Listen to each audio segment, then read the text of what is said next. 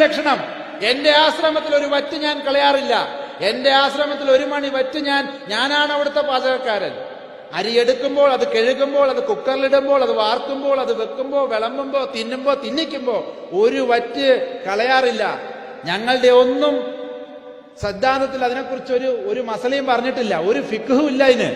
ആ ഫിഖ്ഹും മസലയും ഉള്ളത് റസൂലുള്ളാഹിയുടെ ജീവചരിത്രത്തിൽ നിന്നാണ്. അതിന്റെ ആശ്രമത്തിൽ ഞാൻ അവിടെ പ്രാവർത്തികമാക്കുന്നത്.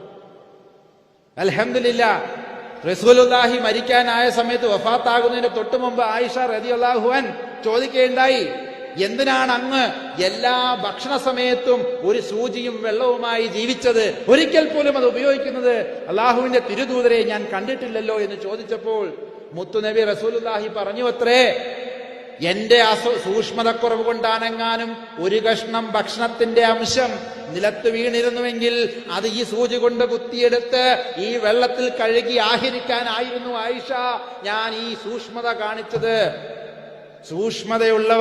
സൂക്ഷ്മതയുള്ളവരാകുവിന് എത്ര പ്രാവശ്യം അനുയായികളോട് പറഞ്ഞിട്ടുണ്ട് ഖുർആൻ. നിങ്ങൾ സൂക്ഷ്മതയുള്ളവരാകുവിൻ. മുഹമ്മദ് നബി സല്ലല്ലാഹു അലൈഹി വസല്ലമ തങ്ങൾക്ക് ആ സൂക്ഷ്മതയുണ്ടായിരുന്നു. അദ്ദേഹത്തിന്റെ അനുയായിക്കും അത് ഉണ്ടാകണം. അതുകൊണ്ട് ഒരു വറ്റുപോലും കളയുന്നവൻ നമ്മിൽപ്പെട്ടവനല്ല എന്ന് പറയുന്നതിന് മുമ്പേ പോലും അദ്ദേഹം അത് ജീവിച്ച് കാണിച്ചു തന്നു പോയ ഒരു സുന്നത്ത് ഇവിടെ ഉണ്ട്. അദ്ദേഹം പറഞ്ഞു, ഭക്ഷ്യവിപ്ലവം പറഞ്ഞു. ഒരു മുസ്ലിം ജീവിക്കുന്നുണ്ടെങ്കിൽ 40 വീട് മുന്നോട്ടും 40 വീട് തെക്കോട്ടും പിന്നോട്ടും പുറകിലോട്ടും 40 × 40 4 × 4 160ഓളം വീടിന്റെ ഭക്ഷ്യ സുരക്ഷ എന്ന് പറയുന്നത് ഒരു മുസ്ലിമിന്റെ കടമയാണ്. നമ്മളിത് ചെയ്യാറുണ്ടോ? നിസ്കാരം നോലുമ്പോ നല്ല കറക്റ്റിന് കൊണ്ടുപോകണ കുറെ കുട്ടികളെ എനിക്കറിയാം. പക്ഷെ സക്കാത്തിന്റെ കാര്യം വരുമ്പോ ചെറിയ പറ്റിക്കലൊക്കെ നടക്കുന്നുണ്ട്. ഇതൊരു അനുയായിയുടെ ലക്ഷണമല്ല. അനുയായി മുഴുവനായും നേതാവിനെ പിൻപറ്റേണ്ടവനാണ്. വെള്ളം ചേർക്കുന്നവൻ അനുയായിയിൽപ്പെട്ടവനല്ല.